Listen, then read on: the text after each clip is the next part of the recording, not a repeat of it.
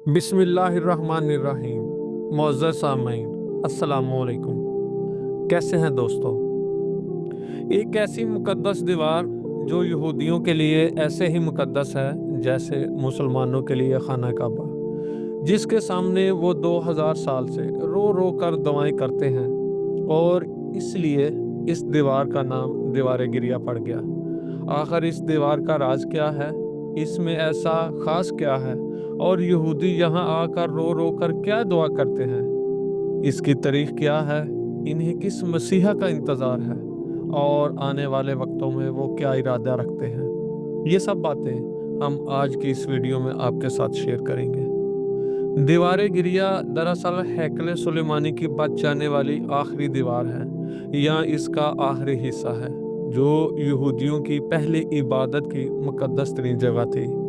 इसे तबूत सकीना को रखने के लिए और इबादत के लिए हज़रत दाऊद अलैहिस्सलाम ने तमीर करना शुरू किया, जो इस वक्त यहूदी कौम या बनी इसराइल के हुक्मरान थे। लेकिन वो अपनी ज़िंदगी में इसे मुकम्मल ना कर सके।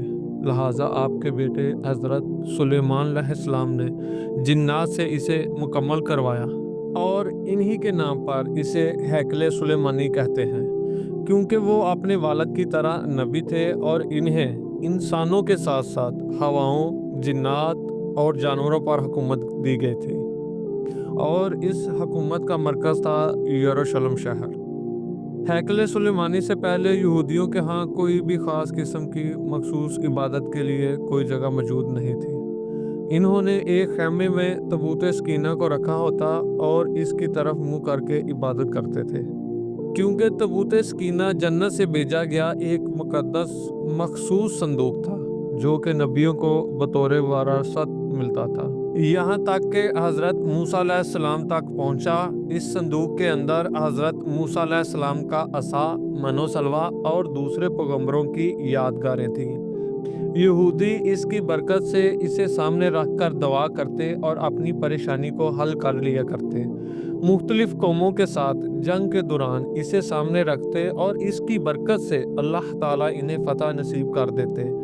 इसी संदूक के लिए हज़रत दाऊद अलैहिस्सलाम ने हैकल को तमीर करने का सोचा, मगर दूसरी बार यहूदी कौम की बदअमालियों की वजह से टाइटस नामी बादशाह ने यरूशलेम पर हमला कर दिया, इसकी ईंट से ईंट बजा दी और हैकल सुलेमानी को तबाह कर दिया, और ये तबूत सकीना ऐसा गायब हुआ कि आज तक नहीं पता चल सका, और हैकल की सिर्फ एक दीवार बाकी रह गई, जिसे दीवार गिरिया कहते हैं। हज़रत सुलेमान अलैहिस्सलाम ने अपने दौरे हुकूमत के चौथे साल में बाकायदा इस हैकल की तमीर का आगाज़ किया, और आज इस दीवार की तमीर और बनावट से जो बाकी बच गई है, अंदाज़ा लगाया जा सकता है कि ये सब इंसानों के बस की बात नहीं है, क्योंकि इतने बड़े पत्थरों को जन्नात की मदद से ही चुना गया है। हज़रत सुलेमान अलैहिस्सलाम की वफ़ात के दौरान तमीर ही जारी रही, लेकिन वजह कुछ इस तरह बनी कि आप अलैहिस्सलाम एक लकड़ी के सहारे सर और कमर को टेक लगाकर इबादत में मशगूल थे, और इसकी वजह से यूं लग रहा था कि जैसे आप अभी भी इबादत कर रहे हैं, जबकि आप वफ़ात पा चुके थे। और हज़रत सुलेमान अलैहिस्सलाम की वफ़ात के बाद इसके 3 हिस्से कर दिए गए। बाहर के हिस्से में आम लोग इबादत करते, इससे अगले हिस्से में उल्मा, और इससे अगले हिस्से को इंतहाई मुकद्दस समझा जाता। इसमें किसी को दाखिल होने की इजाज़त नहीं थी, सवाए इस वक़्त के आलिम या पेश अमाम के। इस मुकम्मल दौर के अंदर मुख्तलिफ नबी, पैगंबर, रसूल इस कौम की हदायत के लिए आते रहे, लेकिन ये कौम बद से बदतर होती चली गई। सूद का काम शुरू कर दिया, जादू सीखना, कत्लो गारत और बेईमानी में हद से ज़्यादा बढ़ गए।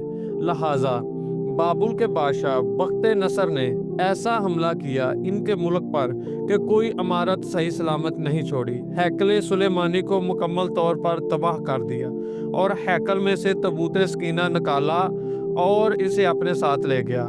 इसने 6 लाख यहूदियों को कत्ल किया और 2 से 3 लाख यहूदियों को कैदी बनाकर साथ ले गया, और इसने शहर के बाहर एक यहूदी गुलामों की बस्ती तमीर की। इसका नाम तल अबीब रखा।